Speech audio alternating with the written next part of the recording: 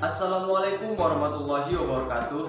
Nama saya Farhan Sadik Alfarin Simunte, saya dari kelas 11 MIPA 1. Kali ini saya akan sedikit menjelaskan tentang salah satu pahlawan yang berperan penting dalam kemerdekaan Indonesia.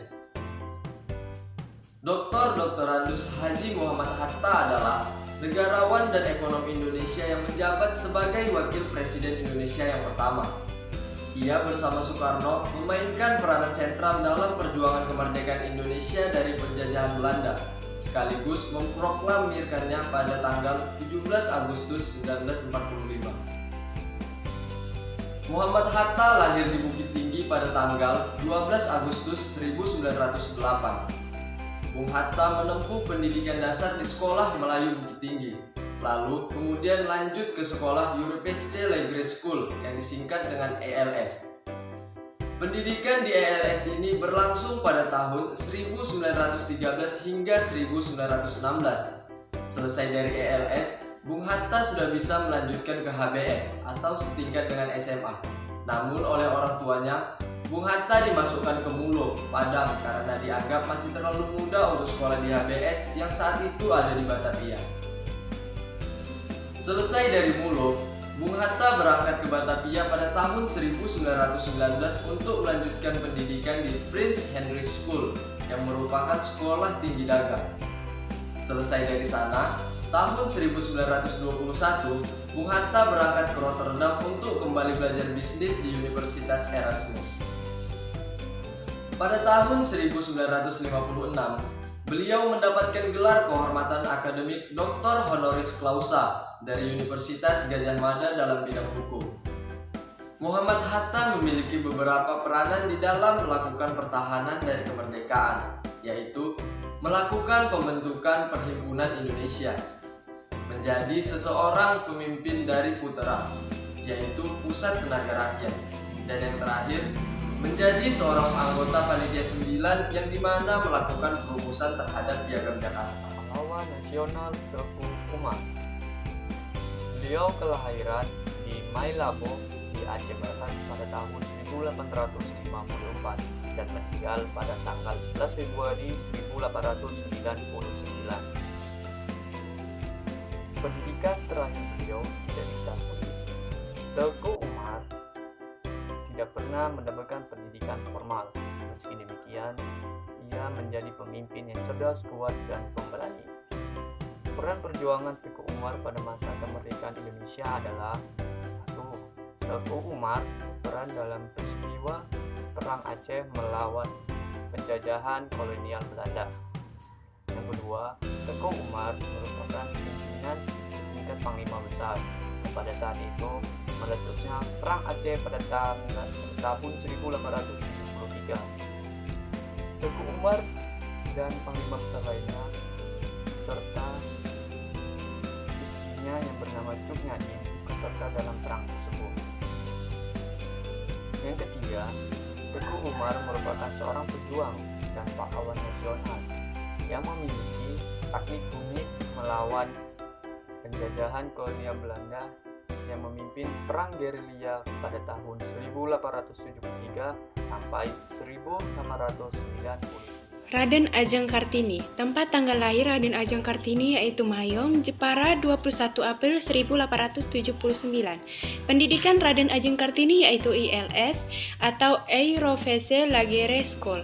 Peran Raden Ajeng Kartini yaitu memajukan kehidupan wanita Indonesia dan memperjuangkan bidang sosial, hukum, serta khususnya pendidikan.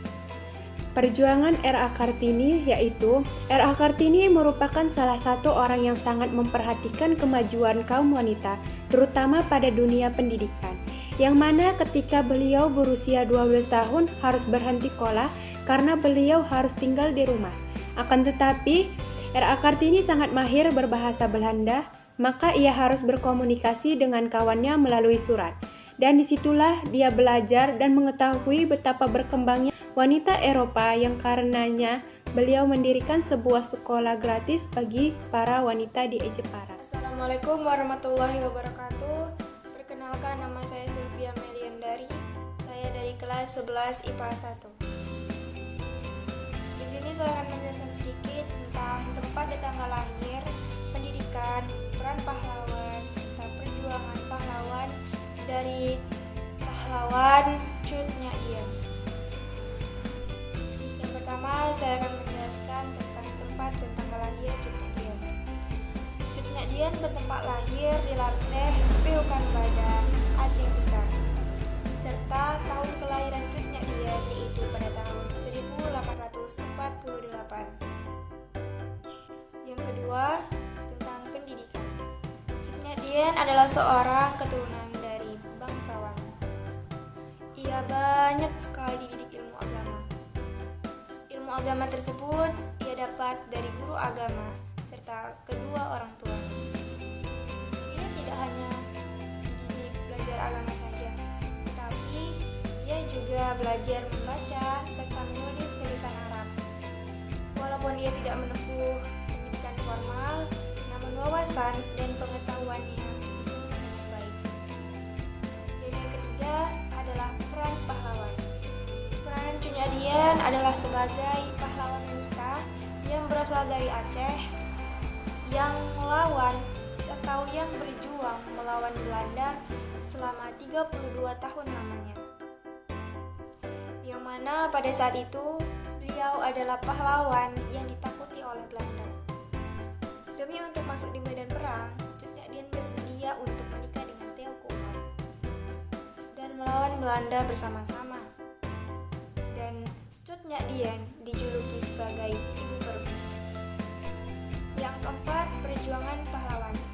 Cut Nyak Dien memimpin perlawanan melawan Belanda di pedalaman New Laboh bersama pasukan Jerman dan mencoba melupakan suaminya yang telah wafat yaitu pada tanggal 11 Februari tahun 1819. Pasukan ini terus-menerus bertempur sampai pada kehancurannya yaitu pada tahun 1901.